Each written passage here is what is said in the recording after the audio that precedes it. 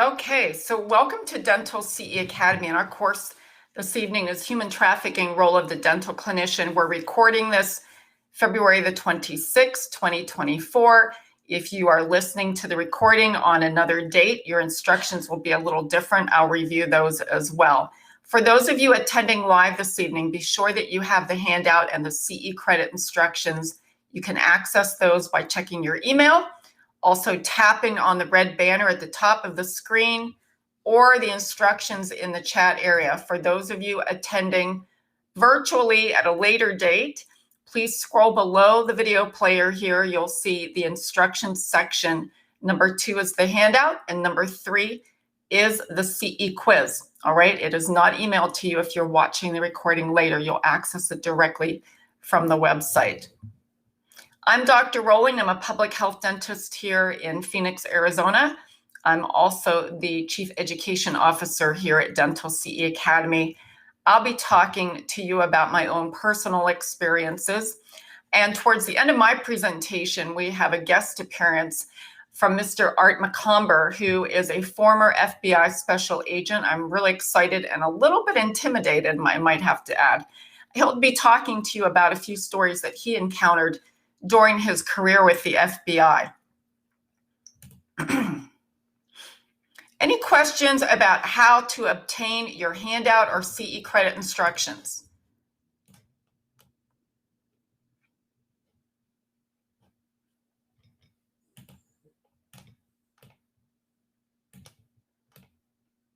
Okay, great. If you have issues with your audio or video this evening, we have an engineer on every one of our courses. We're on a very high-speed fiber optic. We very rarely have outages. So if you do experience any audio or video fading in and out, refresh your screen. If you're on a phone, that can happen from time to time based on your connection. All right. Be sure to use Chrome browser.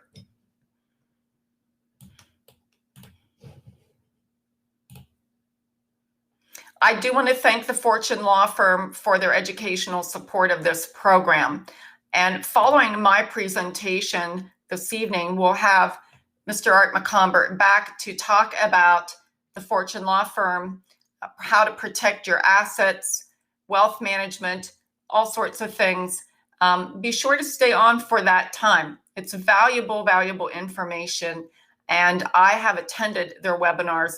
That's how they've attended, or that's how they reached out to me. So we carefully curate our supporters and our sponsors to make sure this is material that will benefit you. So please stay on for a few minutes. It's not required for CE credit, but especially for you dentists out here. The Fortune Law Firm used to sue dentists. They don't anymore. They represent you. So they have the insider's knowledge. So please stay on. Following the program this evening, all attendees will be emailed at 6:35 a quiz for CE credit. All right, so take a look at those instructions. If you have any questions during the course this evening, please type them in for me. So we'll define human trafficking, understand red flags in healthcare settings, be able to act if you believe your patient is a victim, and be able to act if you believe your patient is a perpetrator. Now, I'm going to share with you shortly here one of my professional experiences and really why I started this course back in 2014, because I encountered a situation of human trafficking in a dental clinic that I was the director, and I was not well prepared. Nobody was at that time. So I'm going to share that information with you this evening. And then, as I said, Mr. Art McOmber will join me at about 5:50. He is a former FBI special agent. He's going to talk about his own experiences encountering human trafficking. So again, I'm a little intimidated. Haven't ever presented with an FBI agent, former FBI agent. So always good to get the insider knowledge. All right, so I attended the University of California, San Francisco. If you know this campus, it's large, it's very spread out, and it's very urban. It's right in San Francisco.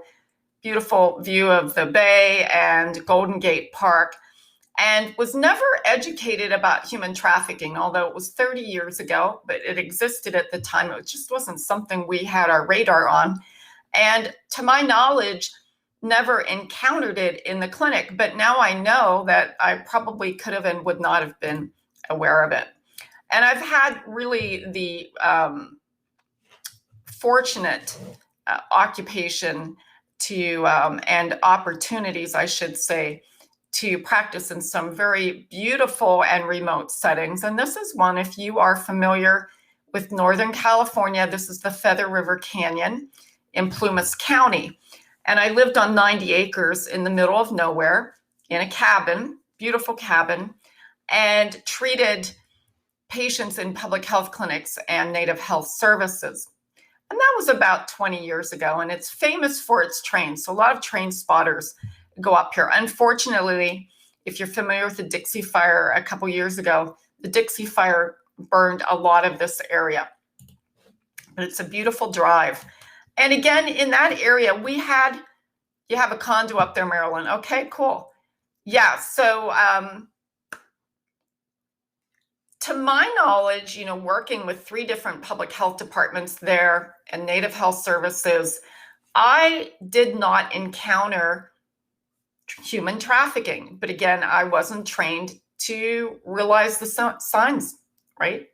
And so very, very much was not aware of really any patient that came through our clinics that needed our help. But again, was not trained to recognize it. So my job for you all this evening is to hopefully give you information that you can at least be thinking about it if you come across certain situations. So my idea of human trafficking at some point was this sort of stereotypical, if you're familiar with the movie Taken, this is the father, he's looking for his daughter. She was visiting Paris with her girlfriend and they're abducted and so forth and so on.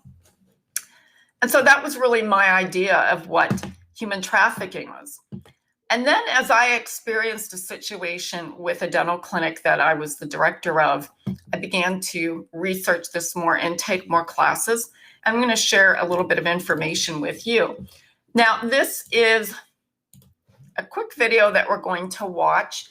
It's quite frightening, actually. And this young lady at the time, her name is Alicia. She is from an area of Pittsburgh, Pennsylvania, Crafton. And in high school, she was abducted. And I'm going to let her tell the story here, and then we'll meet back here on the other side. If you cannot hear the video on your device, there is the link for you. It's in your handout.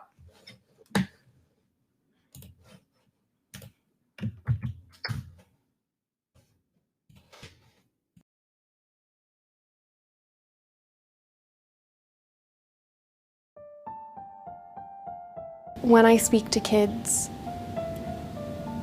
the way that they can relate to it is often like a scary movie that they've seen. But when I tell them that I didn't eat, or that I had braids in my hair, and he pulled them out by the roots so that it might be harder for somebody to recognize me, they can relate to that. My story may be on the extreme end of the spectrum. A lot of people, most people, can't understand what it's like to be chained in a monster's basement. On New Year's Day 2002, after this 8-month grooming process, between dinner and dessert, I walked outside to meet this person just to say hi. I went to turn around, and next thing I knew, I heard my name being called, and then I was in a car, and this man was squeezing my hand so tightly that I thought it was broken. And he was barking commands at me, be good, be quiet, the trunk's cleaned out for you. And he just started driving. And I noticed the street signs, they were familiar at first, but then they started to change to streets that I couldn't recognize. And then eventually he took me to a toll booth. And this was a moment of hope for me. I thought, okay, this person, here's somebody else. They're going to look into this car. They're going to see this crying little girl, and they're going to at least ask, But that's not what happened. Money was transferred, gate lifted, and he just kept on driving. And that moment was gone. I knew I was going to die if my parents couldn't find me. And I knew they were looking. I know my parents, they are superheroes. They were going to do everything in their power to find me. Everybody knows the shy, quiet girl. Everybody knows that person.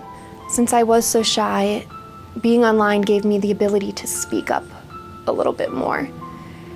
And through this process of being introduced through friends, I was introduced to the person who would eventually abduct me. But first, he acted like he was my friend, and he immediately began to groom me. The grooming process, as I said, it's so effective. It sounds silly, but it's like brainwashing. And certainly when it comes to a child, it could very easily cause a child to walk out of the front door, of their front door, to maybe get into a car, or maybe to even go to an airport and get on an airplane. It is absolutely crucial that flight attendants and airport personnel are trained to recognize and report the signs of human trafficking. Flight attendants, while they are positions of authority, they're positions of authority who always have a smile on their face, who are giving you treats or asking if you're comfortable. They're very kind. You can sense that, and you can really sense it as a child. You can feel warmth from people. And to have somebody say, "Hey, are you okay?" That warmth would possibly give a child the ability to say, "No, I'm not." So many children are trafficked through air travel. It's convenient. It's the fastest way to get from A to Z. We can't help to silence them. We have to help them to become survivors. Because flying is so routine, and there are very specific steps that flight attendants take. Every single flight, they're able to recognize when something is just a little bit off. It makes me think of me being a little girl going through that toll booth. And what if that person had been trained? What if that person knew what to do? I would tell the flight attendants who want to help, thank you. Thank you for choosing to stand up and do what is right, to not ignore the issue, to not just talk about it even, but to truly make a decision to help fix it.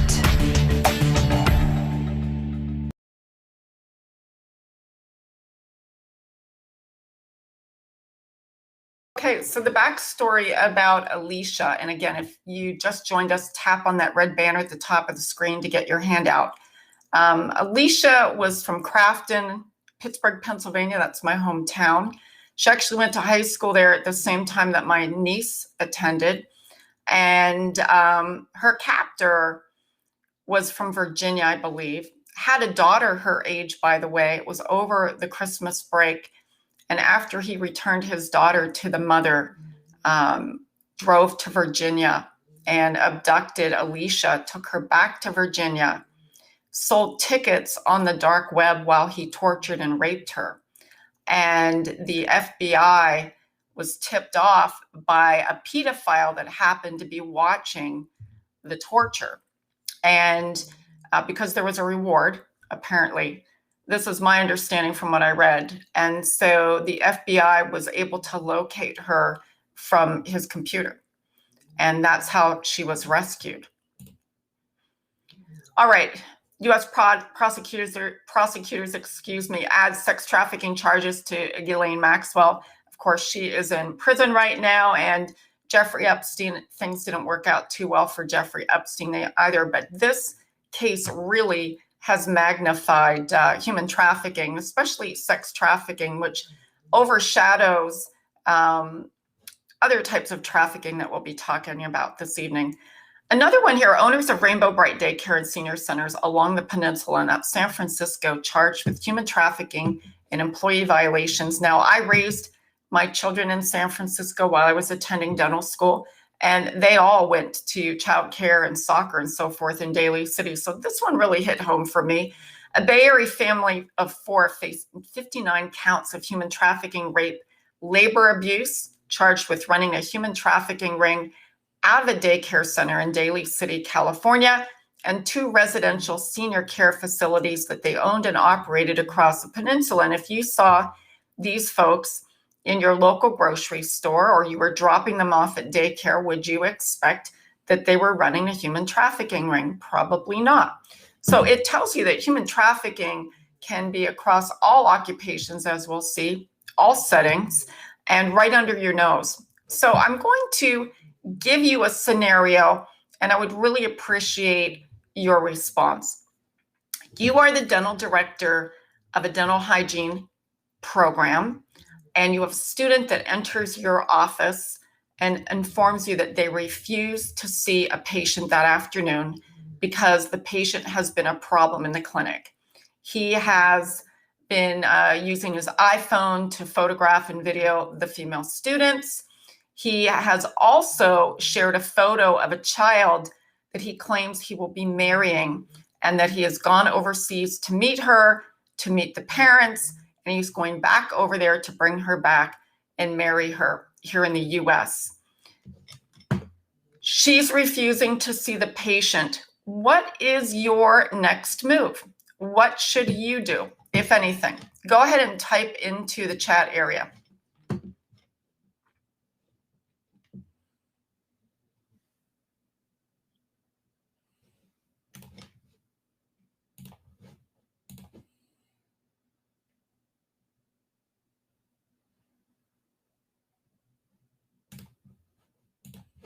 Okay, looking at your answers here. Report it, inform the local authority, dismiss the patient, call the authorities ahead of time so they can surprise the perpetrator, alert the police. Okay, a lot of overlap here. No idea, I guess I'll call the police, have them come in, notify the police. Okay. Reach out to the instructor, check with the state board to see if they should be reported, inform the authorities while the patient's there, dismiss the police. Okay, so this was an experience that happened to me. I was hired as a consultant for a dental hygiene program, and they were flying me in every couple of weeks for a few days. I'm in a hotel, I'm in a rental car, I'm driving into my office and from the airport, and I see a billboard that looks very similar to the one on the upper left.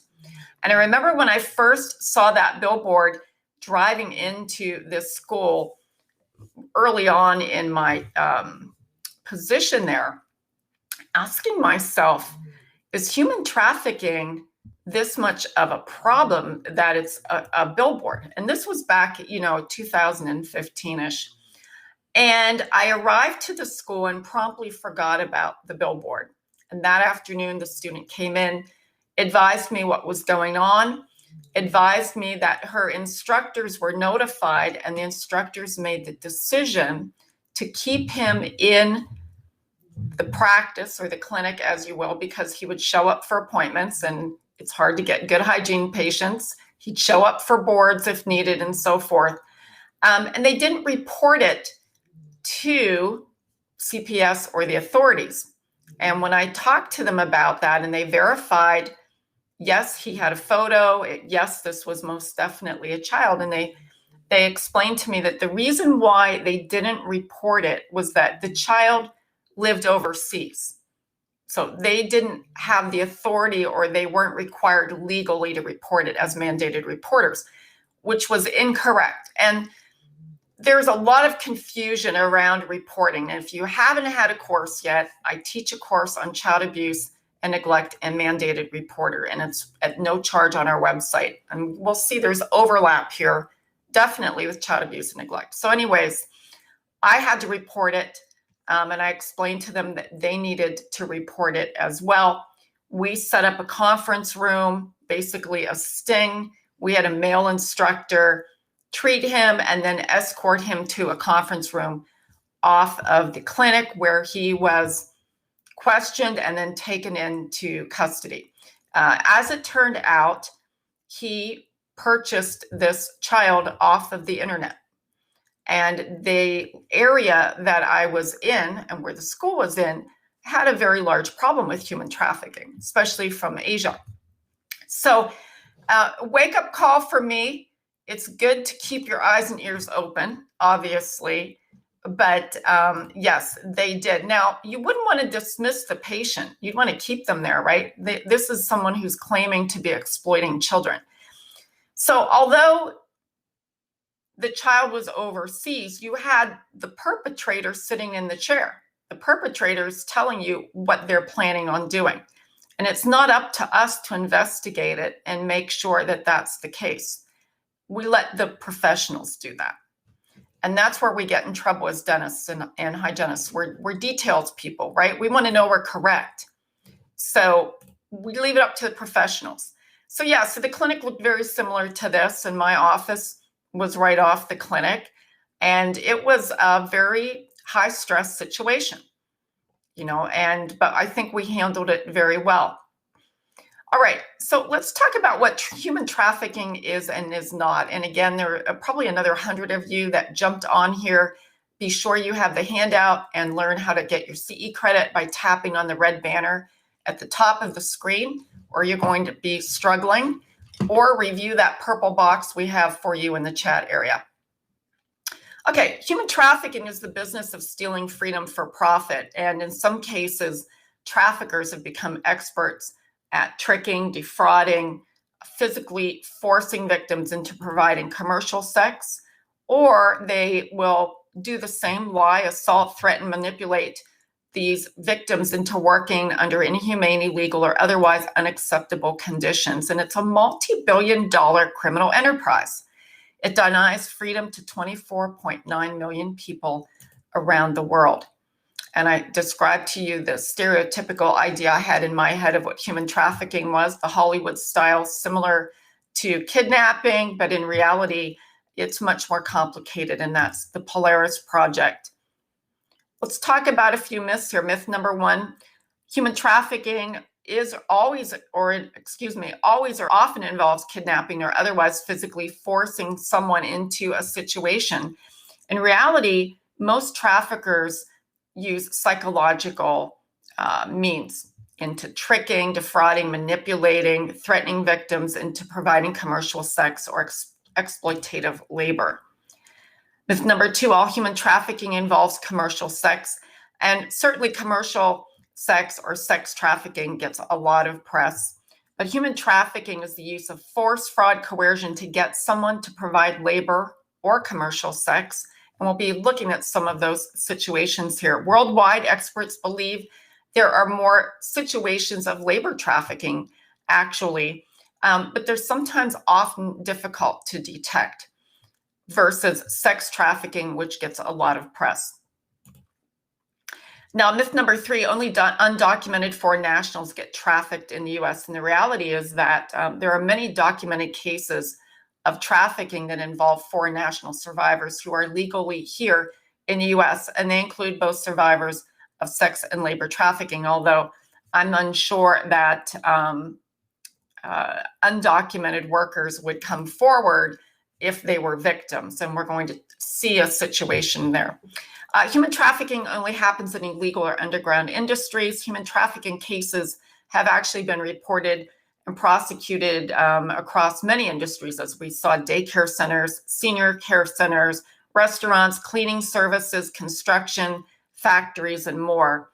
And myth number five, only women and girls can be victims and survivors of sex trafficking. In reality, a study estimates that as many as half of sex trafficking victims and survivors are male, but male tend to underreport. They believe that percentage may be even higher. LGBTQ boys and young men are seen as particularly vulnerable to trafficking. And myth number six, human trafficking involves moving, traveling, or transporting a person across state or national borders. And the reality here is that smuggling, human smuggling, is often confused with human trafficking. And of course, there can be some overlap, as we'll see. But it was explained to me by a detective here in Phoenix who worked with human trafficking victims, especially Native Americans, that in the case of smuggling, the victim may often believe that they're going to be taken somewhere. They believe they may be ending up in an area where their family is or so forth. They've paid someone to smuggle them. So there's a destination involved. Now, they may not always get to their destination. They may end up being put on a bus and shipped up to Martha's Vineyard.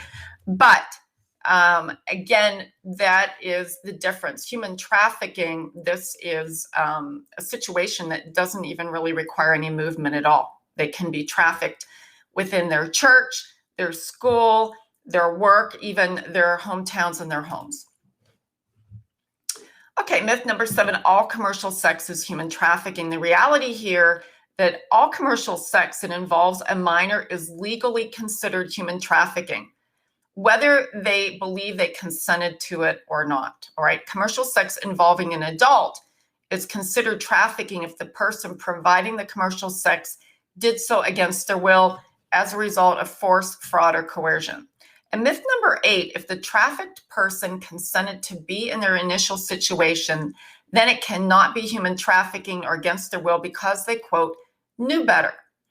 But the reality here is that initial consent to commercial sex or labor prior to acts of force, fraud, or coercion, or if the victim is a minor in a sex trafficking situation, is not relevant to the crime, and nor is payment for such. Myth number 9, people being trafficked are physically unable to leave their situations. They're locked up, they're held against their will. And in reality, that may be sometimes the case, but more often these people that are trafficked, these victims, stay for very complicated reasons. If you've heard of Stockholm Syndrome, many of these we're talking about young people. And they don't have the basic necessities or wherewithal to support themselves, right? They don't have a checking account. They don't have a job. They don't have a roof over their head. They don't have the necessities to physically get transportation and get out of their situation. And they've been coerced into the situation. So psychologically, it's also holding them back from seeking care. And many times they don't even understand that they're a victim, right? So they may have been so effectively manipulated that they don't identify at that point as being under the control of someone else. And myth number 10, labor trafficking is only or primarily a problem in developing countries. Labor trafficking occurs in the US and in other developed countries, but it's reported at lower frequency than sex trafficking. Now, traffickers target victims they don't know. And reality is many survivors that are interviewed were trafficked by someone they absolutely knew. Right? Could be romantic partners, could be their own spouse, teachers, family members, even parents. And myth number 12, people in active trafficking situations always want help getting out. And the reality here is that everyone is unique. Their life experience is unique, and self-identifying as a trafficking victim or survivor may happen along a continuum. They're so deeply embedded in this complex web that they don't see themselves as a victim and they don't see themselves able to get out. Fear, isolation, guilt, shame, misplaced loyalty, expert manipulation are among the many factors that may hold someone back from seeking help or identifying as a victim. I'm going to show you a quick video here. I'm going to check the questions too.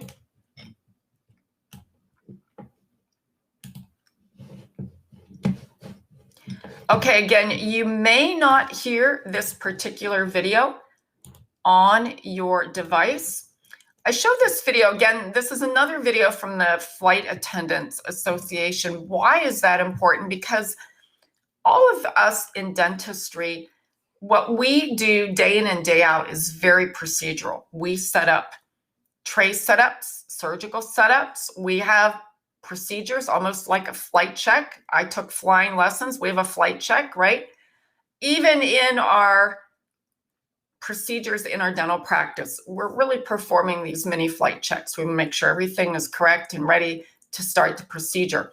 We're going to ask really the same questions of all of our patients. And if we think a little differently and we listen a little differently, as you'll hear this flight attendant talk about, when something feels a little bit off, we need to listen to that. So let's go ahead now and play that video.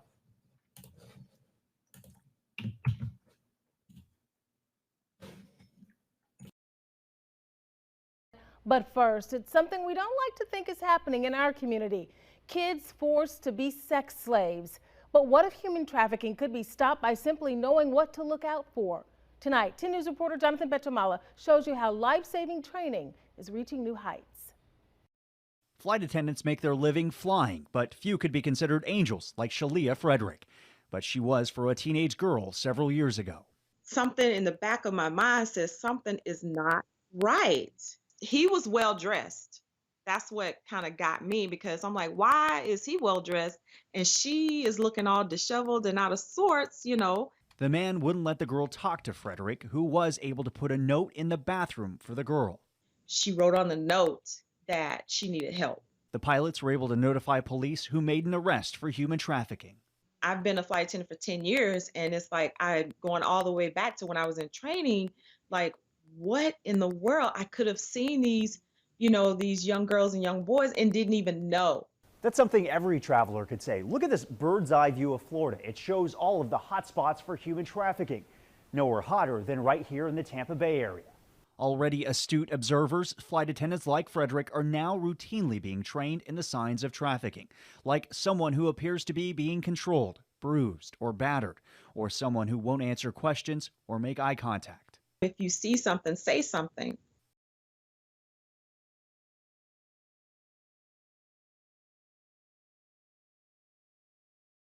Okay, so again, in dentistry, our assistants, tray setups, asking questions, our hygienists, everything is procedural, including our dentists. And the assistants of the hygienists in front office, you have probably quite more opportunities for conversation with the patients. We're going to talk about that in a minute.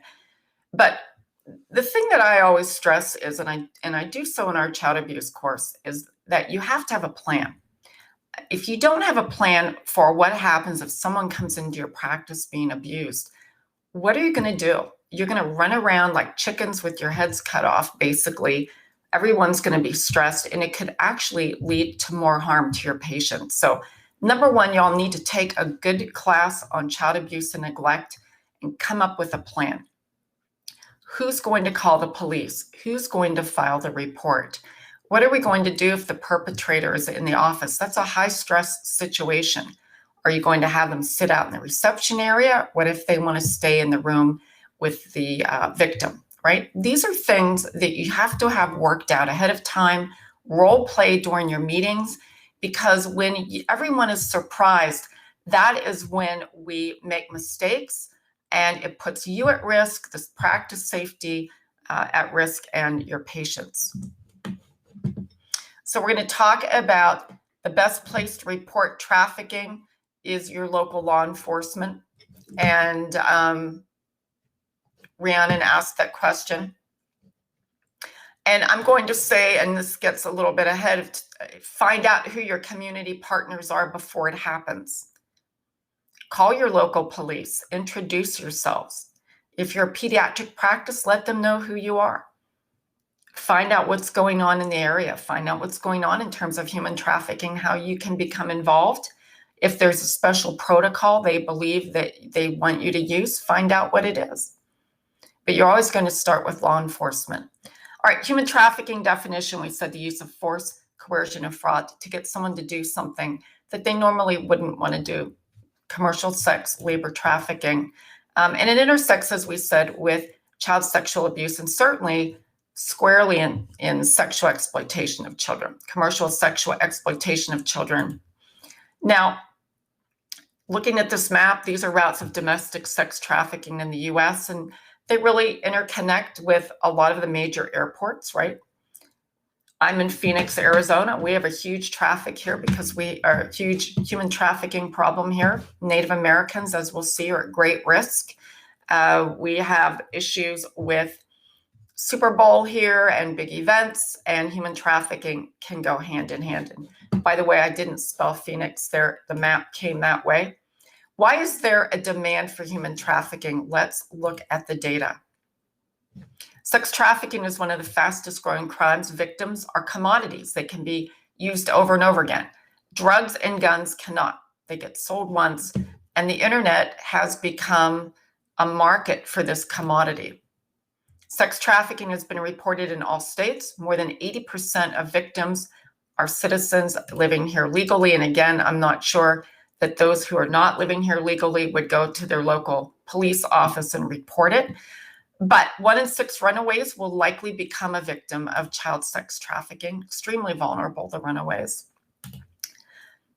The victims of human trafficking, average age for sex trafficking is 15 years old for females. It's believed to be younger for males, 1 in 6 being under the age of 12. Over 99% of victims are females. However, male victims, as we said, tend to underreport. And who are the consumers or Johns? Well, buyers can be all ages, ethnicities. It can be from all socioeconomic backgrounds. And of course, they are equally responsible for the crime of sex trafficking. The buyers, 99% are male. There is no specific profile, although maybe Art is going to give us more information about that. I'm not sure.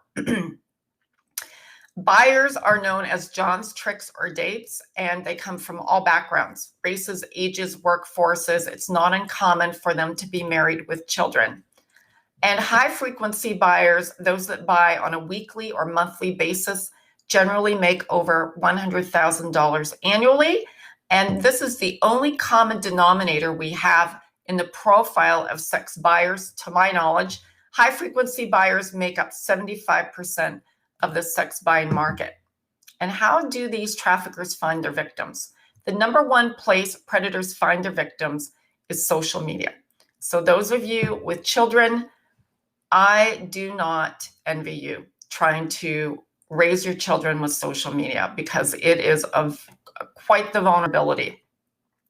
Because predators troll these sites to try and spot children that may be demonstrating displeasure at home or displeasure in school. My parents are the worst. I'm so over school. This gives the predator a way to connect and relate with this victim and provide them with a solution. 85% of victims reported developing a close relationship with their trafficker, whether it's online or in person. You heard Alicia earlier. She had communicated with this perpetrator for months. This portrays the Romeo pimp tactic, manipulation, nurturing a relationship with the victim. And then they manipulate this victim into believing that they're truly in this romantic relationship, a solid bond. They offer them gifts. They may take them out to eat. They may provide a roof over their head, etc. And it's this bond between the victim and trafficker that the victim believes that they are now selling themselves to contribute to the relationship. All right. How does sex trafficking happen? So 5% of victims report being sold online. Traffickers will use escort sites to advertise their victims, and the ability to advertise on the internet has allowed this crime to scale at a much faster rate. There is an organization, a nonprofit, that's developed software, apparently, where they're able to scroll these escort sites and obtain photos of these children from their parents. And oftentimes, you know, their hair's been changed and so forth, but they're able to identify them. There's some facial recognition. And so they can find them sometimes on the escort sites. It's frightening. All right. 150,000 new escort ads are posted online every day. 1 in 4 victims who are advertised online report more than 10 buyers per day. So let's think about this. You're a 15-year-old girl. 10 buyers per day means you're raped 10 times in a day. Multiple complex traumatic episodes. This is why it can be difficult for the victim to leave. It's trauma. And if you have someone who's already vulnerable and they're a minor, they stay in these relationships for, again, complex reasons. And I can't say it's a relationship, but again, Laura states they recently had a statewide case in Ohio, I've heard of this one, of human trafficking.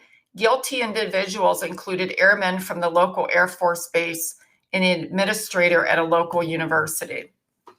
So again, it can cross all economic and socioeconomic backgrounds. What is being done to stop sex trafficking? Less than 20% of law enforcement officers nationwide have had any form of human trafficking training. Only 4% of law enforcement agents across the nation have dedicated human trafficking personnel. On average, a child victim will have to tell 7 adults before they are rescued. 44% of victims reported no one reached out and offered them help, with another 26% reported rarely ever being offered help.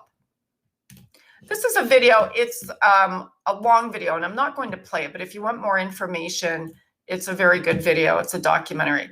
I wanted to bring up, I'm in Phoenix, Arizona, and I was the chief for the Office of Oral Health here for Maricopa County's Public Health Department. And I also was employed by Native Health Services here as a consultant and so forth. And many of you may be aware, many of you may not be aware about the missing and murdered Indigenous women, MMIW, because across the US and Canada, Native women and girls are being taken or murdered at an unrelenting rate. And this is from their website. And I want to share this with you because human trafficking is a huge, huge problem for our Native American women and males as well. Women and girls are the primary victims of violence and human trafficking among Native Americans. Murder is the 3rd leading cause of death in Native American women. The murder rate of Native American women is 10 times higher than the national average for women living on reservations. And a red hand over the mouth here is the symbol of a growing movement, the MMIW movement. Native people only make up 2% of the US overall population. And if you want to learn more, and I hope you will, there's a link for the data and how to get involved. So I don't think a lot of you know about this. The link, Brianna, is in your handout. All right. So again, there it is for you. And that's just the tip of the iceberg. And it's very complicated. And if you look at these cases that are missing, very few have been found. These are these are infants up to, I think the oldest is 88 years of age. This is a human trafficking assessment questionnaire that is adapted from the Polaris Project, recognizing the signs. And I have it here for you. It's certainly not something that you can interview your patients on, but it's going to give you an idea of what the concerns are. Are you living and working in a safe place? Have you been pressured to do something that you didn't want to do? Can you leave your home freely? Do you owe money to someone? Oftentimes these victims have to give up all of their money to their perpetrator. Do you have days off from work? Does someone control access to food and drink? RJ Kelly, you may have seen the documentary in 2019. Of course, things didn't work out very well for him, but he was accused and then convicted of multiple cases of human trafficking. Online scamming industry includes more human trafficking victims. So this is a fairly recent human trafficking problem in the last couple of years. Southeast Asia, now we're seeing in Latin America, where these folks that have some background in internet training, whatever it may be, digital media, social media, and so forth, they go to these interviews where they think they're being interviewed for a job and they become trafficked. They become kidnapped. Access to food, water, medicine, and so forth is cut off. They're put in buildings, and they are there to commit crime, cybercrime. And they believe that this really took off during the pandemic. And there's a link for you at the bottom if you want to know more. So this is another situation. So when I was living in Plumas County, and we have someone that's familiar where the area is, I had a situation. I was living on 90 acres, and one of my patients, who was a hotshot pilot up there, came into the clinic, took me aside and said, Kirsten, when you hike out there with your dogs, promise me you'll carry a shotgun with you. Well, I didn't have a gun. I've never shot a shotgun in my life. He said, don't go out there alone. I can't tell you why, but you'll find out in a couple of weeks. Well, it turned out he had been hired by the DEA to do flyovers in the area around us, which is a huge wilderness. And he had flown over our property, 90 acres. And a week later, it was announced that the DEA busted, there was a Mexican cartel that had set up a pot grow area about a half mile from our property line, and it was one of the largest in history. Coincidentally, the local sheriff's department went in, dug it all up, put it in trucks, carted it up the Feather River Canyon, dumped it in the parking lot of the sheriff's office, and lit it on fire one day. And this cloud went over the high school, and it stayed there for a while. So it was kind of a unfortunate thing that happened. But now the cartels are trafficking vulnerable, undocumented workers to work on these plants, if you will, on these pot grows. Inhumane working conditions. They will work them 24 hours a day until they die, and they'll dump the bodies. And there's a link for you for the article there.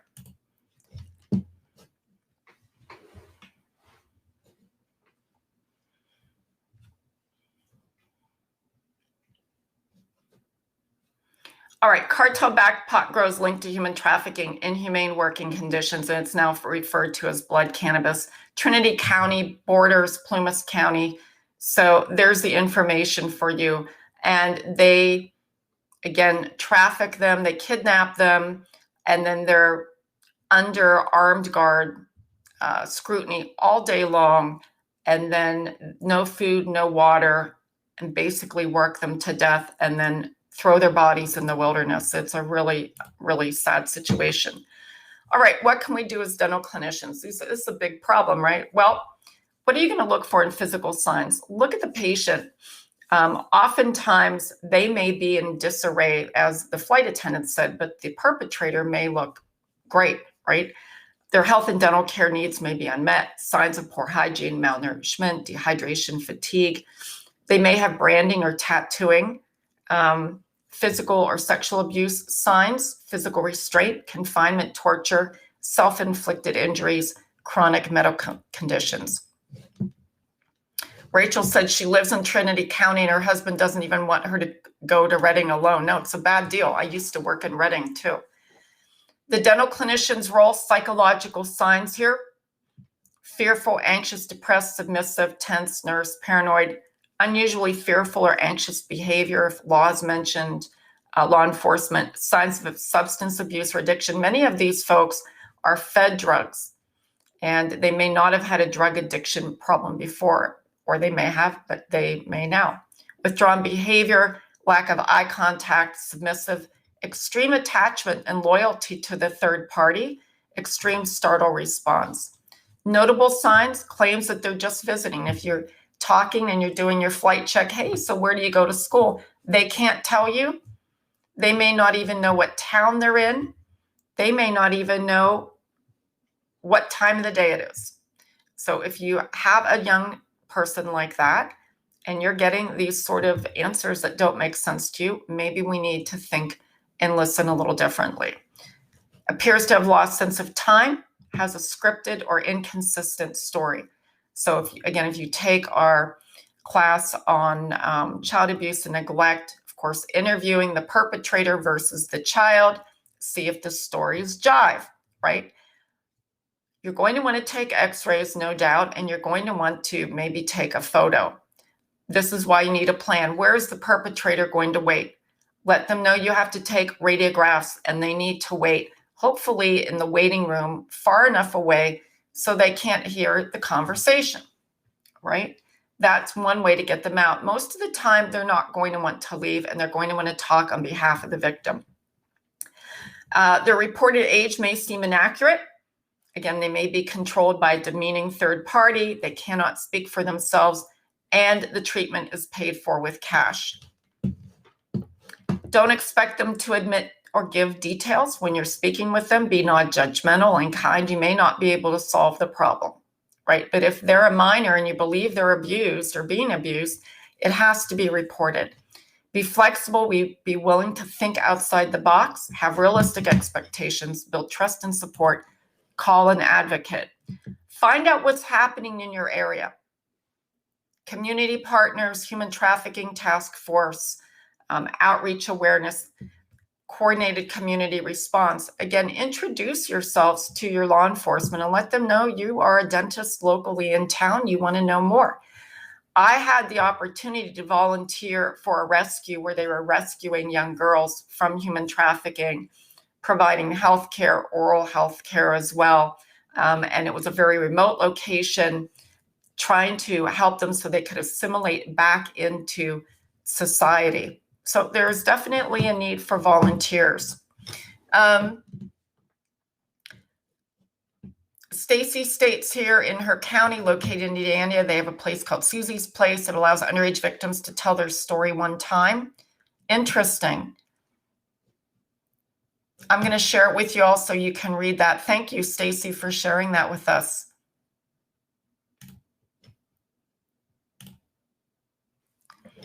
Okay, we are going to have Art McOmber join us here. And Art, as I said, and I'm looking for him here. Art is a former FBI special agent. He is also a leading expert now on wealth creation, asset, and overtaxation protection. And he's going to share his experience with the FBI. And we invite you to stay afterwards to hear his presentation. And Art, if you'd like to go ahead and log in, we'll go ahead and hear your story. There we go. There he is. Hi, Art. Hi, how are you? I am good. I would like to introduce you all, and I didn't give you the formal introduction yet, but let me go ahead and do that to you on your behalf here. Art is a seasoned professional with a diverse background encompassing language proficiency, law enforcement, entrepreneurship, asset protection, and during his formative years, he lived and worked in southern Germany, becoming fluent in the language, and he later pursued his education at Brigham Young University, graduating with a BA in German Studies and Education. And he went on to the FBI, and as an FBI special agent, as part of the San Diego division, and embarked on a career investigating and prosecuting various high-profile cases, bank robberies, kidnappings, espionage, terrorism, and drug trafficking. And now he is with Fortune Law Firm. And so, Art, I'm going to turn it over to you. I'll be mute in the background. Anyone with any questions for myself or Art, please go ahead and type them in the chat area. Okay, great. Thanks, Kirsten. I appreciate that. Folks, it's great to be with you tonight. I joined about 10 minutes into the presentation, and I got to tell you, that is by far the best 45, 50 minutes I've heard on this topic ever. That was better than anything I've ever heard the FBI give, law enforcement, anything. No surprise, Kirsten does a wonderful job with her training, but I realize that some of you are sitting there right now and you kind of have the feeling of fire hose in the face, right? You want to drink a water and someone turn a fire hose on you. What can Kirsten do, right? She's got 45, 50 minutes to make you aware of this subject, but her hope and her goal, I can imagine, is the same as ours in law enforcement. we just want you to be aware. We want you to wake up and realize that this is going on around you so that you can help us, because there's just no way we can do it without you. Real quick before I forget, uh, one thing that she did not mention that I would highly recommend is if you are the receptionist in the front office, or if it's your hygienist or whoever feels like something's wrong here, first and foremost, those hairs, when they go up on the back of your neck and that inside voice is telling you something, that is and always will be the number one indicator that you better look a little closer. Uh, we're smart enough people, and after meetings like this with Kirsten, we're much more prepared, to identify things. But first and foremost, don't brush off that feeling that this doesn't look right, something's not right. Don't feel like you have to ask a litany of questions, right? You have that feeling come across you. You can ask a couple quick questions, and I'm telling you something right now. My staff, in the businesses that I own, they understand that if at any time they feel like there's something wrong, just quietly get up and come back and get my attention. Now, of course, in my case, I'm coming out there and I'm talking to whoever it is that they have a question about with all my law enforcement background, but that's okay. Uh, get up and talk to a fellow nurse, a fellow hygienist. Get up and talk to your doc or one of your associates. Doesn't matter. Just get up and share your feelings with somebody else in private, of course, back behind the scenes, and then go back and sit at your desk, and they can nonchalantly come out and act like they're doing business, and, oh, hey, how you doing? And they can strike up a conversation as well. Um, More often than not, these are going to be people that you probably have never seen before, right? As Kirsten said, they're going to pay with cash. Longtime clients, longtime patients who come in over and over. You get to know them. You know their kids. They come all the time. That's obviously not really what we're talking about here. Could it be a patient that's been a patient of yours who is also now involved with trafficking? Sure, it certainly could be. That makes it trickier, right? But listen to that inner voice.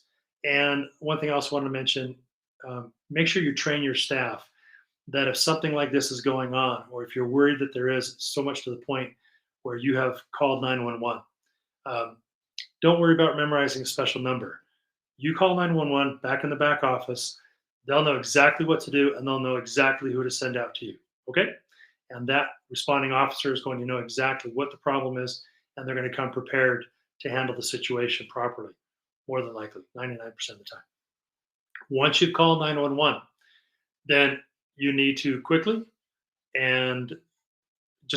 cancel all your appointments for the rest of the day, or at least for the next hour. Okay? Your receptionist obviously doesn't want to do it sitting there at the front desk if that's where they are. Have somebody else come out and sit at the front desk, and the receptionist can take his or her logbook back, to the back room and say, just call up all your patients that are on the docket for the next couple hours and say, doctor's going to have to reschedule today, and reschedule those appointments. You do not want people coming in when law enforcement is standing there in your lobby having a discussion with this person, because law enforcement likely is not going to grab the person and haul them out of the practice. They're going to do it right there in your lobby. Okay? And it's a bummer for your business, but that's secondary. That's not even secondary. It's the most important thing is to find out what's going on here, and if that child or that person is being trafficked or held against their will, that is made known, and the law enforcement can take action. Okay, so make sure you cancel those appointments. One other thing I want to mention, folks, real quick, is as far as the law enforcement concept. There are color zones that we identify with that people live in. There's white, yellow, red, and black. White is where 98% of the people live. They are oblivious to everything around them. They are even driving their car. They don't even know what's going on a car behind them. They don't know anything. These are the people that change lanes without blinking. They don't even look for you. These are people who they've got their headphones on, they listen to music, or they're talking to somebody. They're oblivious to everything that's going on around them. And it's not temporary. It's all the time. You do not want to be in that group. Stop being in that group. Okay? Train yourself to get out of that group. What group you want to be in? You want to be in the yellow group. This is caution. You just got your blinders are off, right? You just got your antenna up. You're just looking around. I don't care if you're a man or a woman. You gotta be in yellow mode. Women, I will say, you gotta be in yellow mode even more persistently. You come out of the Walmart and it got dark while you're in Walmart and your car's out there all by itself and there's a car parked right next to it or two spots away. Do not walk out to your car. If you're a guy, you really think twice about walking out to your car. But if you're a woman, do not walk out to your car by yourself. You can ask any Walmart employee to join you, and they'll walk right out there with you and make sure everything's okay. And if there was bad dudes about to do something, they'll see you walking out to your car with a Walmart employee. They'll take off. They're not going to mess with you. Okay. So, folks, you got to be smart. You got to live in a yellow zone. Just look around you, and it's a byproduct of being in law enforcement. But it'll be something I'll always be in yellow just because I was in law enforcement for 20 years. But just try and get better at that. Be a better defensive driver, right? Be a better citizen in society, just looking out. And then when you're at the office, everybody's got to be in yellow zone. Everybody's got to be in yellow zone. So training is important. Talk about what to look for. Talk about these things. Black is not good. Black is when you're in a firefight situation. That's or fight or flight situation. You have been grabbed. You are being detained. You are being kidnapped. Something's happening to you, and you better fight like there's no tomorrow. You can get defensive tactics courses.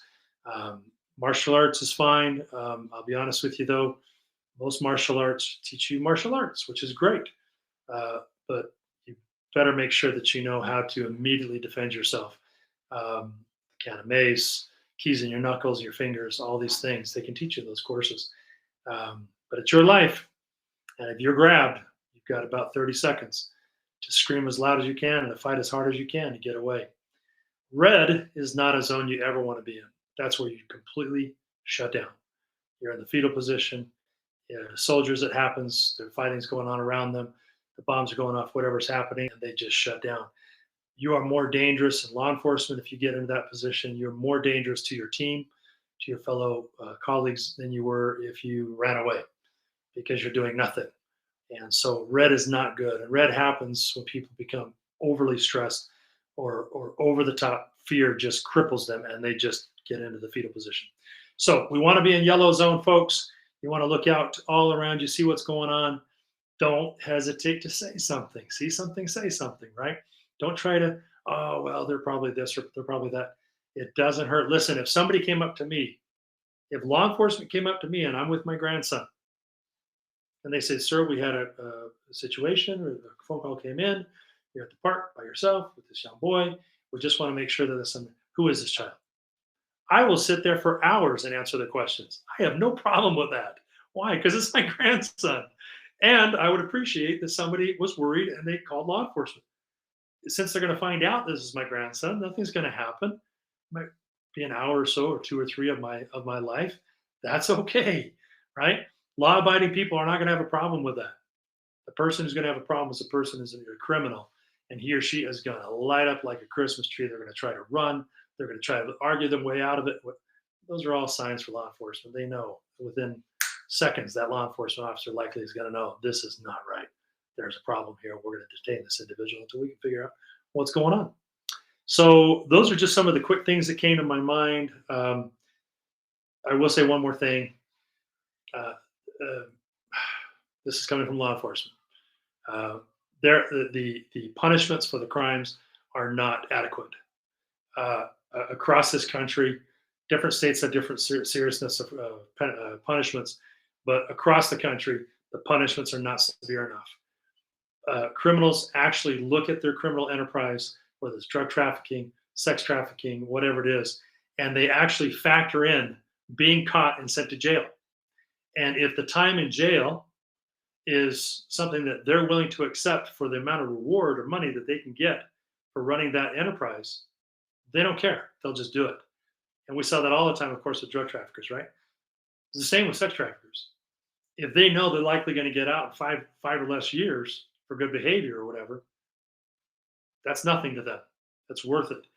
If you get caught sex trafficking and your state's going to punish with 20 plus years, which it should be, absolutely should be, that's a different story. Either A, they're going to go to a different state where it's not so severe, or B, they'll do something else that's just just not going to have that much of a punishment. So what do you do about that? You write your congressman, you write your senators and your congressmen, you write the people who make the laws in your state. You find out what the laws are in your state, and if they're not satisfactory to your liking, then you write them or call them, and you voice your feelings. And if you've got other people that you have influence over and people who care about you, and you mention that to them, and they can call and write too, it makes a difference. If they find out their constituents are not happy, they can actually get the ball rolling. There's great organizations out there that are working really hard, paying lobbyists to fight and try to get these most horrible people off our streets for forever. But they need your help. They need your voice. And so I'll leave it at that. I wish you all the best. Don't be afraid to run your practice. Don't be afraid to go out in public with your kids. Just keep your eyes open and look all around you and see if you can't help law enforcement out.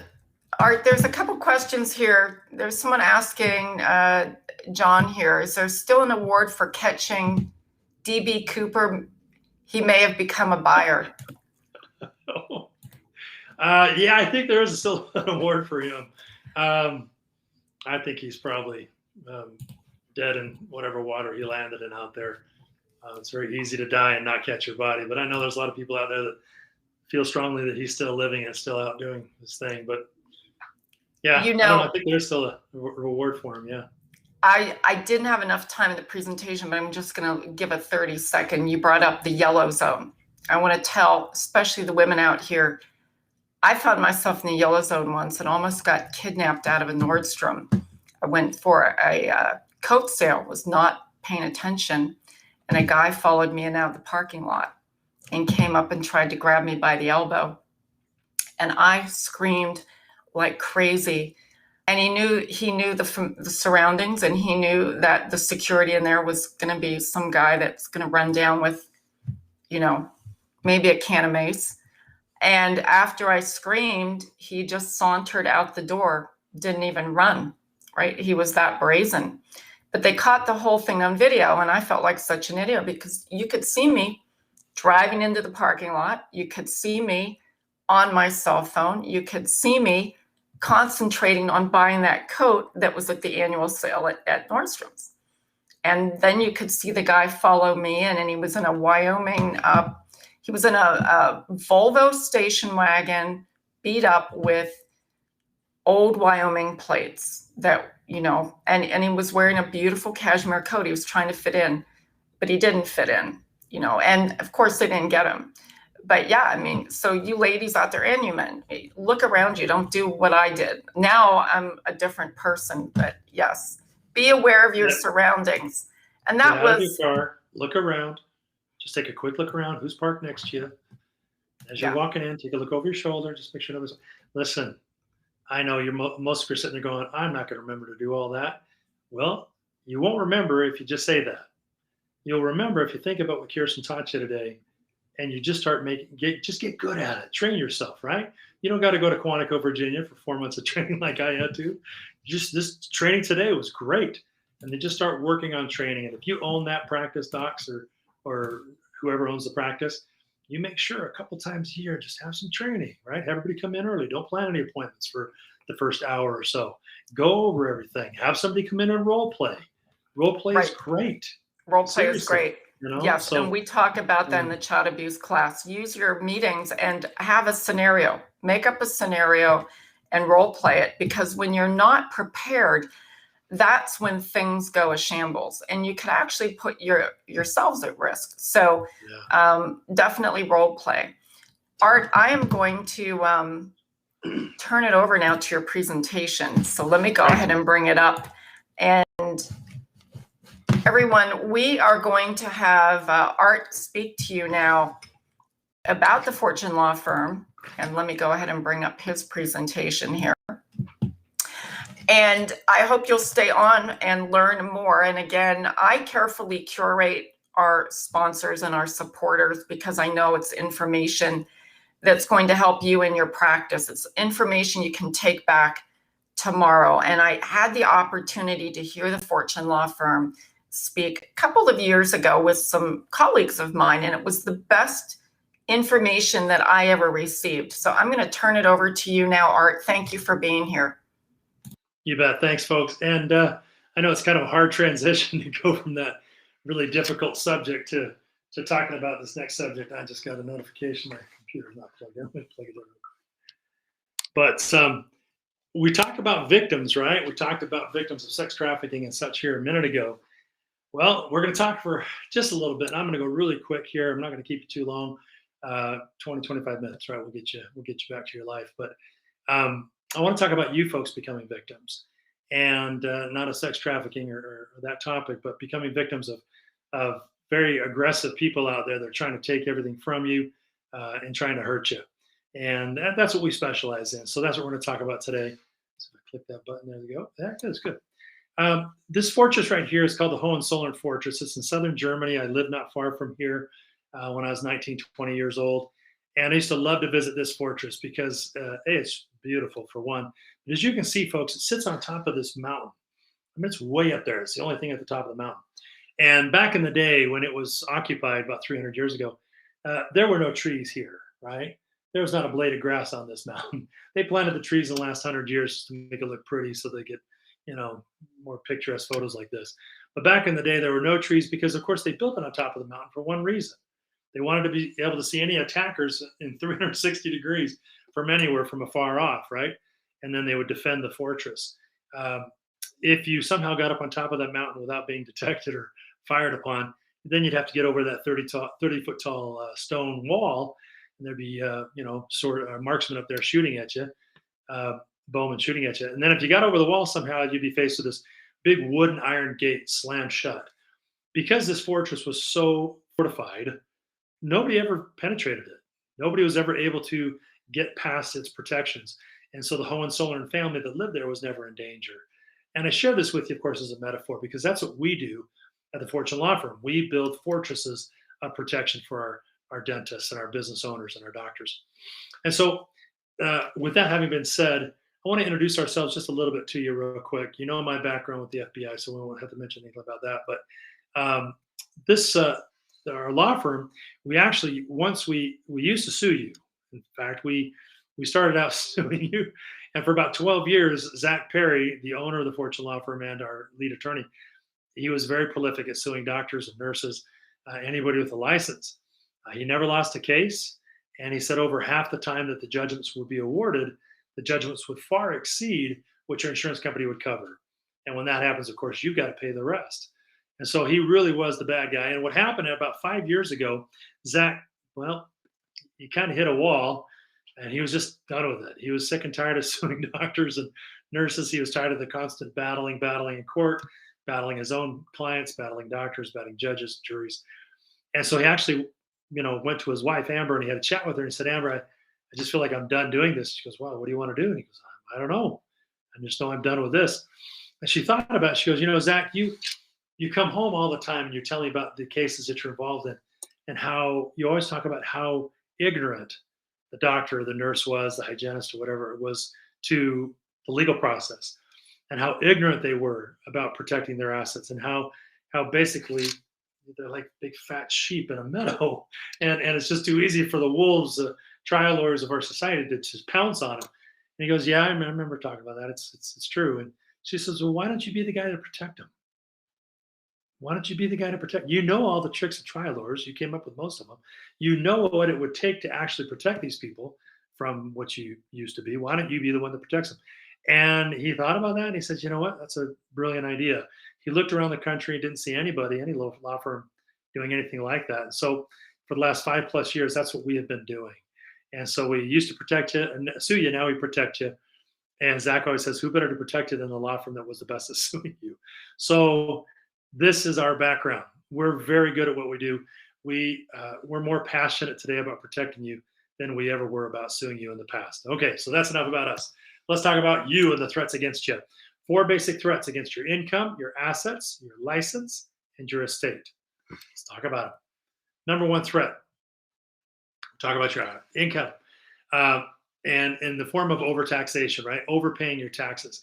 The IRS says it's your responsibility to make sure that you don't overpay your taxes.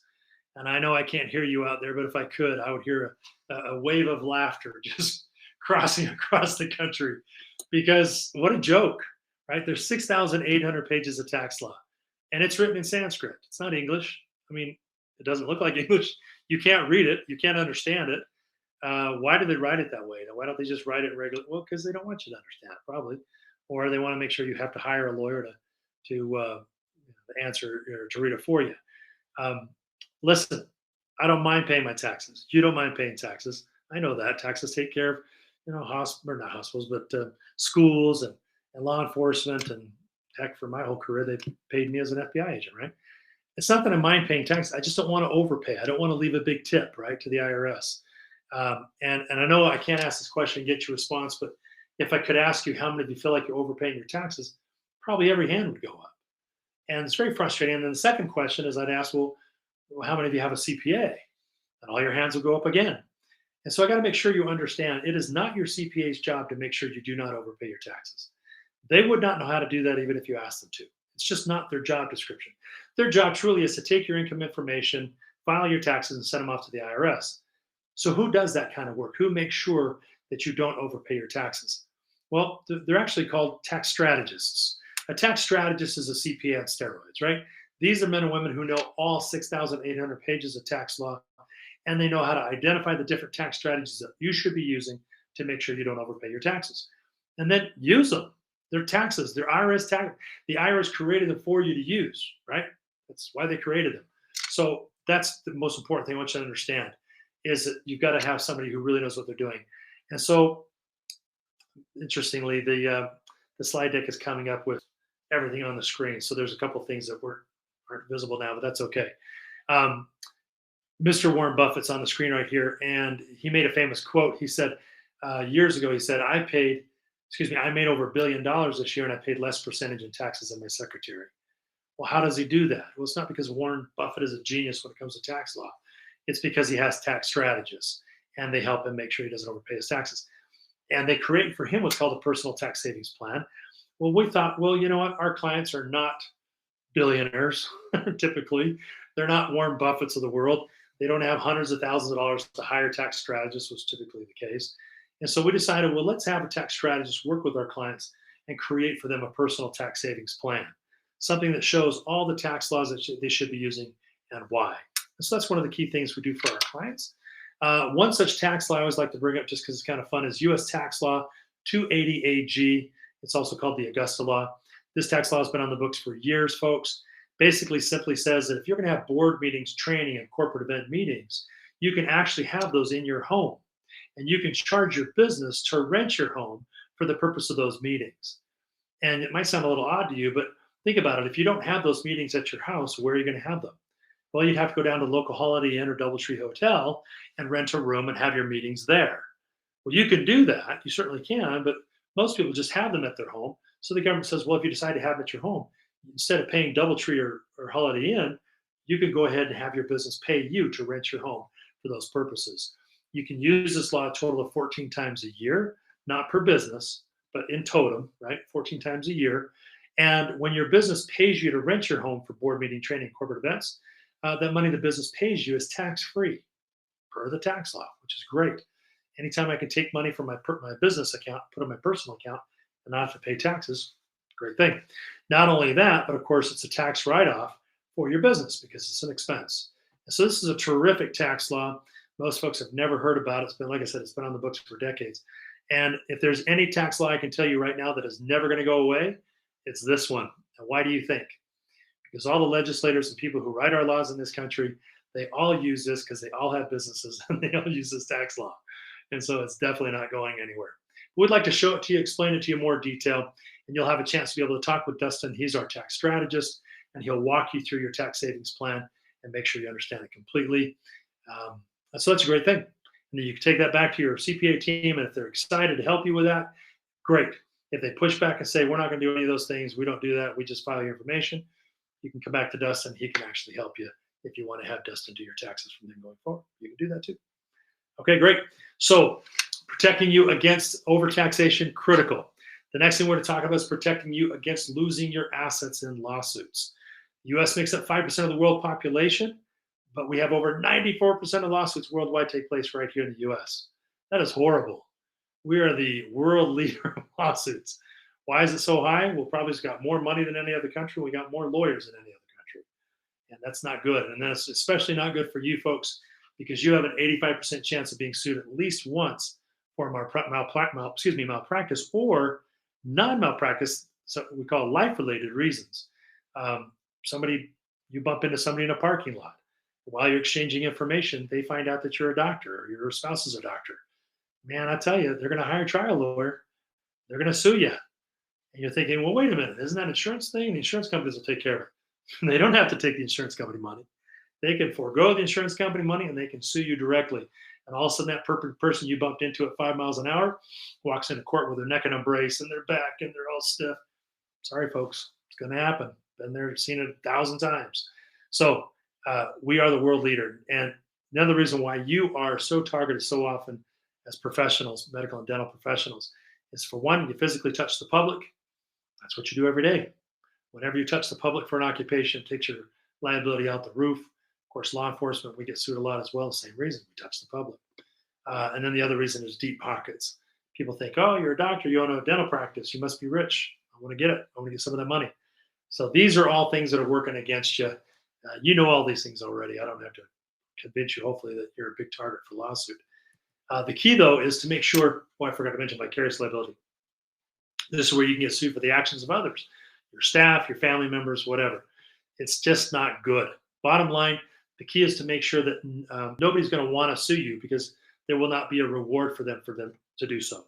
And so what do you mean by that? Well, making sure that key important things that you own are not owned by you or your spouse in your name, but they're owned in protective structures. And what are we talking about? We're talking about things like liquid assets, bank accounts, investment accounts, gold, silver, stocks, bonds, cash. Large sums of money sitting in bank accounts is a big draw. Okay. When we used to sue people like you and win, this is what we wanted. We wanted to seize these things. Okay. And we go hard after them. Why? Because these things, if you've got gold, you've got $100,000 worth of gold sitting in your safe. Well, guess how much that's going to be worth to us and our client when we sued you and win? Yeah, $100,000. Okay. So to make sure these liquid assets are not attainable or seizable by the courts, we create for you what's called an asset protection trust. An asset protection trust it's a trust that you will own. There's lots of trusts out there that are designed for specific purposes. This one, its only purpose is to make sure that these items here that you own are out of your name, owned by the trust, and the courts can't touch them. And so if you lose a lawsuit, the judge can't come in and say, oh, you've got to turn these things over. They can't do it because you don't own them. The trust owns them. The key to the asset protection trust, though, is that you still own these items inside the trust. In other words, you can take them out, sell them, do whatever you want with them. But when they're in the trust, they're protected. So you're not giving up ownership completely as you do in a typical irrevocable trust. Okay. So that's the asset protection trust. Does a great job of making sure that people can't take these things from you. And we'll give you more details when we meet on a personal consultation, which I'll explain in just a little bit. The next thing we got to protect is your real estate outside of your personal home. Your personal home is protected by the Homestead Act of the state where you live. You should not have to worry about that. But real estate, land, office buildings, rental properties, these things, they need to get out of your name. And so if they're not going to be owned in your name, what can you own them in? A lot of folks don't realize this, but you can actually set up LLCs to own properties and buildings. And in this structure, in this example on the screen right here, if you've got 3 rental properties and you have a separate LLC wrapped around each one, that's a great business model. Because if something happened to the property number 2 right there, it says a fire and the people sue and they win, they're not going to be able to take houses 1 and 3 because they're protected in their own individual LLC. They'll be able to probably end up getting whatever's left of house number 2 if they win the lawsuit, but they can't touch houses 1 and 3 because they're protected inside their own LLC. The only problem with this example is when you have 3 LLCs, you have 3 filing fees, 3 tax returns, 3 tax IDs, 3 renewals, operating agreements, you got 3 bank accounts. It's a hassle. So the state of Nevada says, you know what? Let's come up with something better than that. They created what's called the Nevada Series LLC. This is where you can have this one Series LLC that has unlimited containers inside of it. And so you can take those 3 rental properties, put them into, each of them goes into their own separate container, so to speak. and they are protected against each other, and they're also protected against lawsuits outside of the LLC. Something happened over here, they can't touch them. The only way any of these three houses can be taken is if they actually by themselves cause the lawsuit. And in that case, there's nothing that can protect them, right? But these three homes, if you get sued for some other reason, they're not going to be able to touch your rental properties because they're protected inside the Series LLC. And this LLC only requires obviously one setup, one renewal, one bank account, one operating agreement. And we help you set all that up when we create your Nevada Series LLC. Now, you're probably thinking, well, Art, I don't live in Nevada. In fact, I doubt there's probably too many people on the call today that do. That's okay. It doesn't matter where you live. In fact, you don't even have to live in the country. You can live in Bali for all I care. We act as your registered agent.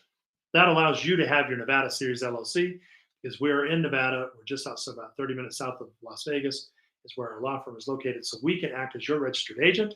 And that allows you to have your Series LLC no matter where you live. And it can protect properties no matter where you have them inside the United States. Okay? So you can have a property in Montana and it can be protected inside your Nevada Series LLC. All right. I know it's moving fast. You're probably taking good notes. But just realize these two structures, the Asset Protection Trust and the Nevada Series LLC, do a fantastic job of making sure that the bulk of the most expensive, most valuable things that you own cannot be taken from you if somebody rules against you in a court case. Okay? Protecting your assets. Terrific. Let's move on. The next thing we got to protect is your practice and your license. Okay? Your license to practice dentistry. If you own your practice, which I imagine most of you probably do, you cannot allow somebody to mess with that. The very first thing on the list there is that employees love to sue their owners, their practice owners. It's becoming so prevalent today. And their excuse for suing their practice owner, their boss, is a hostile work environment. And we have actually heard people say, my boss actually requires that I show up to work on time Monday through Friday. That is a hostile work environment, and they sue because of it.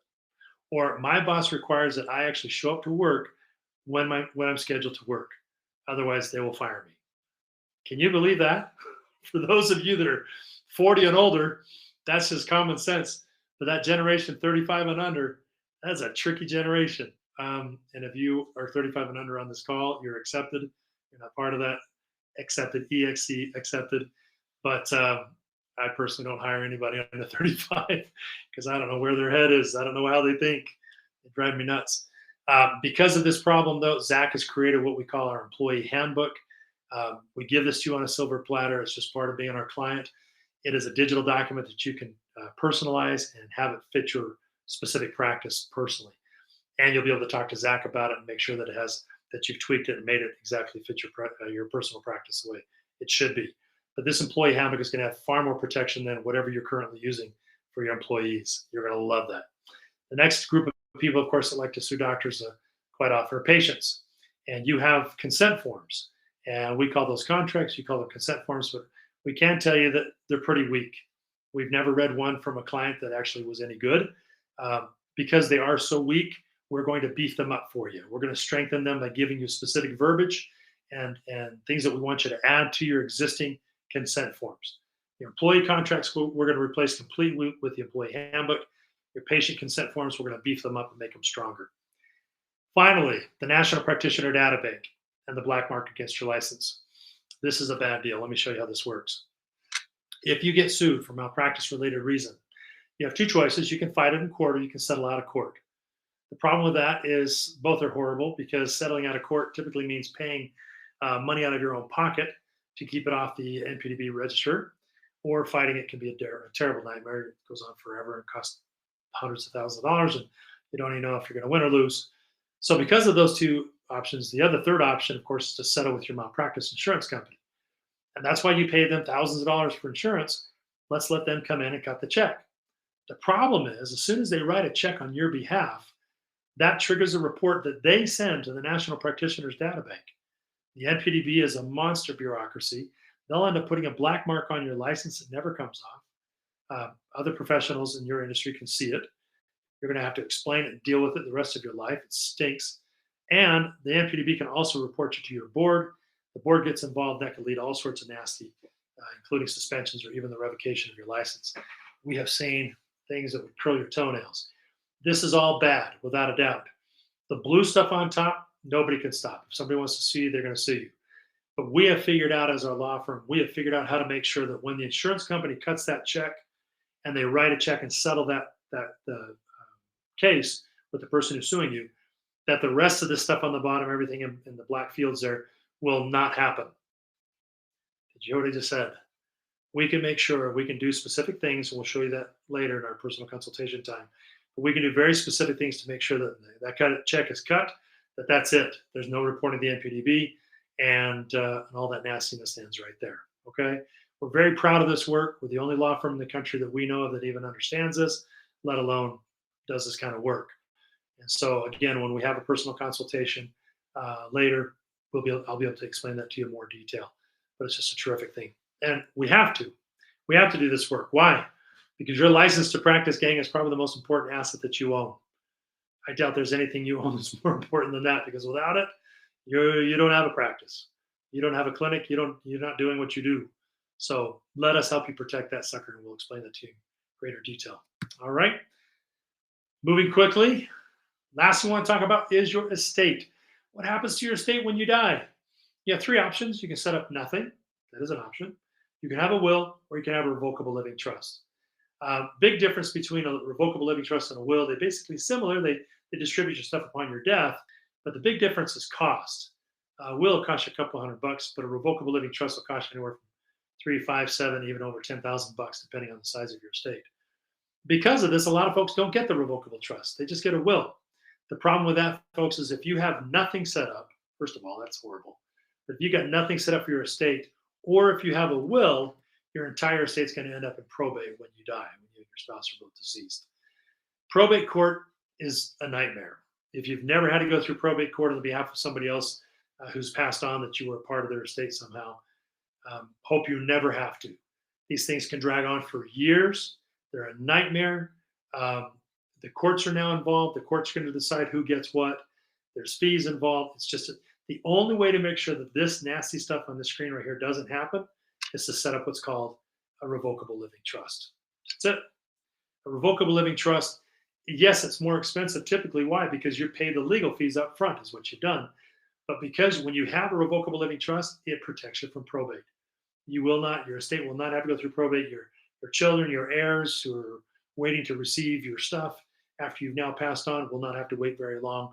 A matter of a couple of weeks, your administrator distributes everything the way you wanted it, and it's done. The other good thing about the revocable living trust is it's called a revocable living trust because it also protects you while you're living.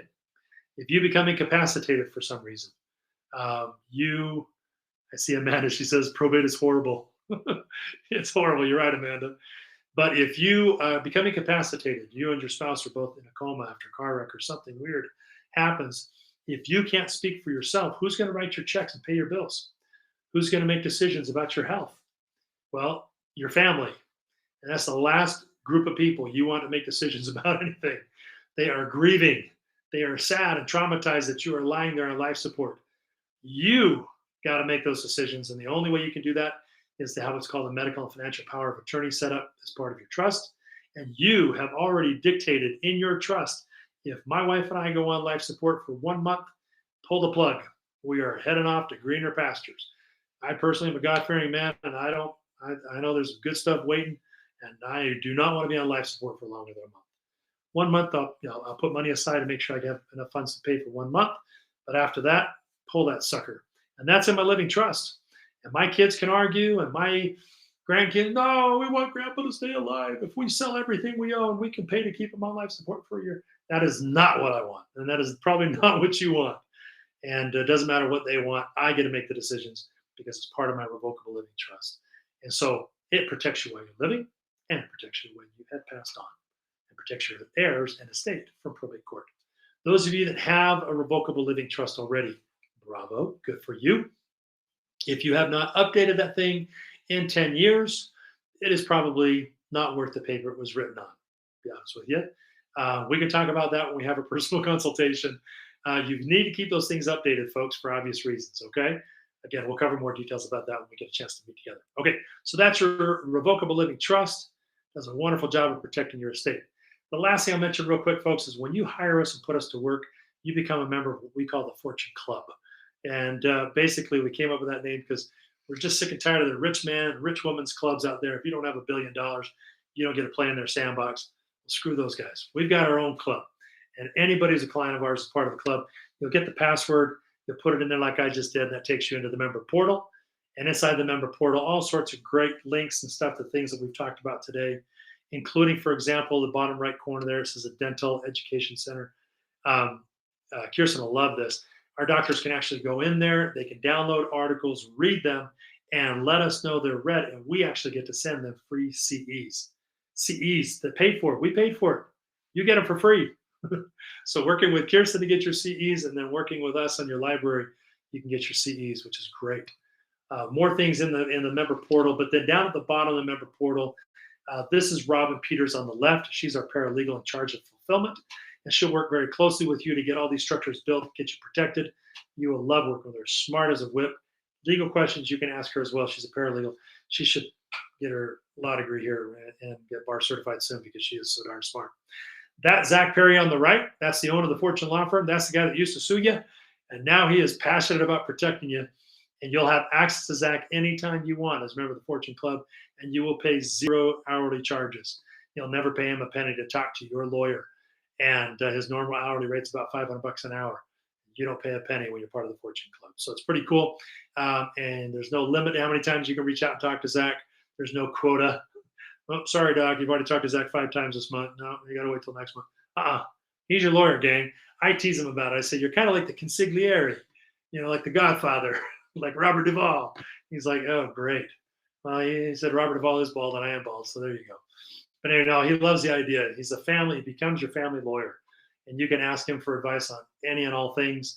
Of course, there's certain things he won't be able to do for you. For example, if you get in a lawsuit and you're going to have to hire a trial lawyer from your state to represent you, but he'll be able to help you and be there with you every step of the way, answer your questions, and help take care of your whatever situation you're in. If you do get sued, though, obviously you call him immediately. Why? Because he's your lawyer. There's specific things we're going to do to protect you, protect your license. And it's good. Those things are going to go into effect just like that. All the work that he does to protect your license, by the way, you pay nothing for that. Okay? No hourly charge to talk to Zach or Robin or any of our professionals. Super. So that's Zach, and that's the member portal. And I'll simply say this in closing: if you went out to hire a bunch of lawyers to do all this stuff for you, it's going to cost you well over $47,000. They just are expensive. They charge by the hour. They play all these stupid games. Obviously, with us, you don't have to do that, right? All these things are under one roof, and we don't charge by the hour. We have flat rate fees. We have over 15 different packages of our services. The reason why is that Zach is adamant that we do not sell something to somebody that they don't need. And so here's what we do. Plain and simple, you're going to have a chance here in about 2 seconds to have access to my calendar. And you'll be able to go on my calendar and book a personal consultation with me. It's not going to cost you a thing. You and I will get together on Google Meet, which is like Zoom, right? Virtual platform. Just like I'm talking right now, you and your spouse will be on there with me. And we'll be able to talk about your practice, your needs, what you have already, what you don't have. And we'll get very specific. And we'll find the package that fits your needs the best. And if you think it's a good fit, wonderful. I can tell you this right now, our packages range. Normally, they're $10,800 down to about $6,500. But because of the webinar function we have here, because Kirsten is such a fantastic person to work with, we're extending what we call our conference promotion prices, which basically means we bring $3,000 off of all of our packages. So that's nice. So $7,800 would be the top package, all the way down to as low as $3,800, just depending on what you need. Here's probably the cool part. We'll figure out what you need, and that's great. And we'll do that in the consultation. But we actually don't want any of this to cost you anything. And so everybody who hires us, they receive a tax savings guarantee. And that simply means that if we don't help you with that tax savings plan we talked about earlier, if that tax savings plan and you implement those strategies and you put them to work, if we don't save you the total amount that you invested in hiring our firm, we will cut you a check for the difference. Yep, not a problem. We don't write a whole lot of checks because we save our clients quite a bit of money. 2 or 3 times a year, typically, we write a check. And that's usually to clients who are W-2 employees. Not a whole lot we can do for them as far as tax saving strategies, because they're paying their taxes W-2, right? They're paying their taxes every 2 weeks to get paid. But for those of you who are employees, you'll definitely want to have your consultation with me too, because there are some really cool things that you can do while employees that can really help you with your taxation situation, because you are getting killed. You are paying the lion's share of taxes because you don't have very many, if any, write-offs, right? So that's important. So whether you're a business owner, whether you're an employee, whether you're a doctor, hygienist, I don't care what your role is. I don't care if you're on this call tonight and you're not even a doctor. You're not even in this space, but you own a practice. You own a practice that your doctors work at. Great, let's talk. You don't need the license protection, so that'll bring your price down considerably, but you've got other protections that you need, and I'd love to chat with you. So here's how you do it, folks. Here's how you book an appointment with me, plain and simple. Go ahead and write down that phone number, 844-339-3936. And just text the word fortune to that number. You can do it right now while we're talking if you like. When you text fortune to that number, you'll click on a little tab when you do, and it will pull up my calendar app. And it's kind of first come, first serve. I have a lot of times that I put aside for evening slots. For those of you who like to meet with me afterwards, after work kind of thing. If you booking your appointment, if you're like, Art, I'm going to be out of town for the next week, what am I going to do? Because the conference promotion is basically for the next week. So I need to talk to you sometime during the next week. If this next week you're taking off and you're going on vacation for 2 weeks to Europe or whatever, no problem. Just go ahead and reach out to Kirsten. She'll be able to give you a number that you can contact. Actually, I can just give it to you. Go ahead and write this down too, folks. It's 725-245-1950. So that number again is 725-245-1950. 1950. First and foremost, go to this phone number, text fortune to that number, and that's going to pull up my calendar app. Go in there, book an appointment time. Please try and find a time that works for you and your spouse. If your spouse needs to join us remotely, they can do that, right? It's a virtual call, so they can join wherever they are. If you're going to do it during lunchtime and you're in your back room, your break room, having lunch, and your wife joins you, your husband joins you from their work or whatever, that's fine, no big deal. But it's really important to have your spouse along for that discussion, because obviously all of this stuff impacts the family, and he or she would like to be involved in learning. One other thing we're going to do, when you book your appointment, folks, you're going to receive an email from us that shows you, here's your appointment time, here's the link that you'll click on to have the appointment. And we're also going to give you a link that you can go to our landing page. There's a 15-minute summary video of what I just did with you today. Watch that with your spouse if they weren't able to watch this today. That'll get them caught up. They'll be much more prepared for our appointment. And I look forward to seeing you all at that appointment. You're terrific folks. You work very hard at what you do, and I appreciate you. On behalf of the non-doctor world, thank you so much for all you do. Book that appointment. I look forward to chatting with you. Thank you, Art, very much. So they can text fortune to the number there. You all have a copy of this presentation in your course folder as well. So be sure that you have access to that and take it back to whomever you think would benefit also in your practice tomorrow.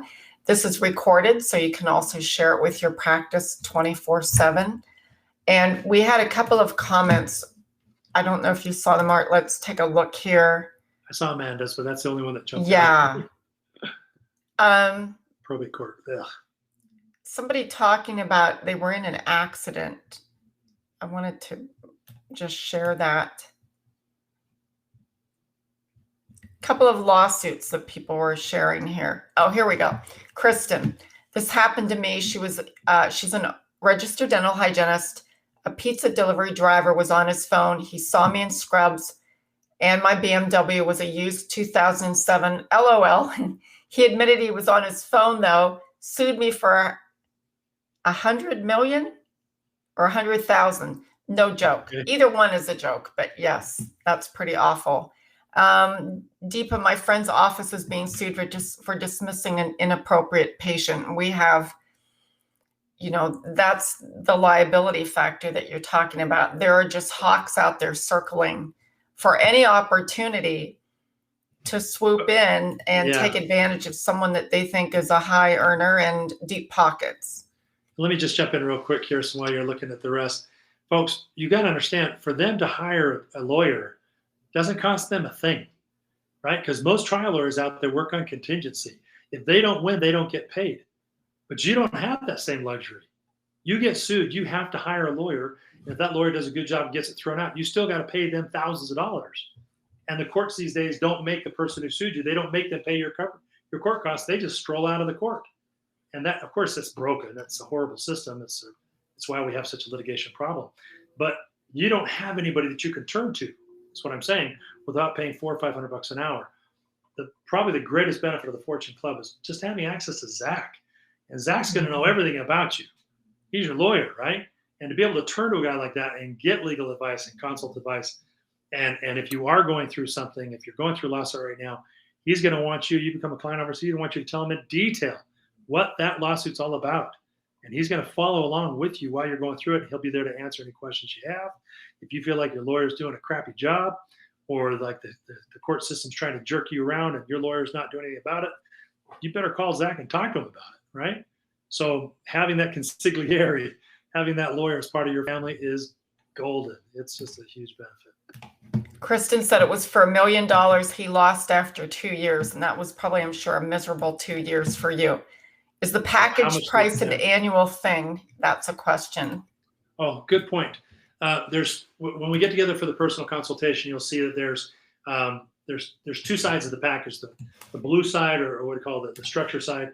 Those are things that we create one time for you, and we create them for you. We're never going to do it again, right? So that part of the package is a one-time fee.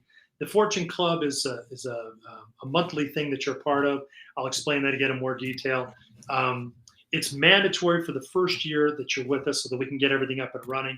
But after the first year, you decide if you want to stay and be a part of the Fortune Club. It's only $250 a month, which is incredibly negligible for everything that we do as part of the club. And I'll show you all the details, especially access to Zach, right? So for $250 a month, I had a doc the other day. He goes, man, Art, he goes, $250 a month. He goes, I spend $250 a month on my Alhambra water bill. So I can have an Alhambra water station in the front and back in the break room. And I said, well, is it coming down between us and water? He said, no, I can afford the water and I can afford you. I said, okay, just checking. He says, if it did, though, I would be taking you and people can bring their own water. But for $250 a month, and of course, that's a tax write-off, right? When you hire us, every part of the package, when you hire us, the whole thing's a tax write-off for this year for you business owners.